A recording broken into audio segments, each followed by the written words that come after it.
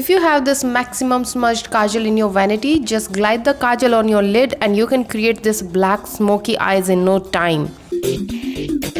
Hi, my name is Kaveri and a very warm welcome to my minty fresh makeup video. People who already watched my work know that I always start my makeup with eyes. That way it is really easy to handle if there is any fallout. In today's video I'm working on this kajal stick, that is I bought it from one of the grocery stores nearby and it is so smudgy. If I open my eyes I got a quick stamp on my lid. To fix the smudge, use a bit of translucent powder for blending. Translucent powder keeps the skin matte and free from oil. Even setting spray are meant to lock the product, but the spray adds a creamy texture that is good for matte product. For cream or oil based product, powder works fab. With a brown matte eyeshadow, blending the edges of black shadow. Brown works great in soften out black color harshness, and matte eyeshadow is again press on powder, so that will also help to fix the smudge and lock the color for long. Applying Swiss Beauty shade 05 highlighter under the highest part of the arch right down towards the brow tail, and it's a quick lift for arch. Long lashes can hide your entire eye makeup and thick bands are not easy to glue. So giving a twist to the lash band to soften it out and cutting into half.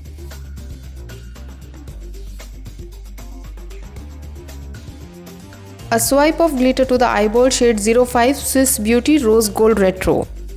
Applying white kajal to lower lash line. White and brown application of kajal give illusion of bigger eyes.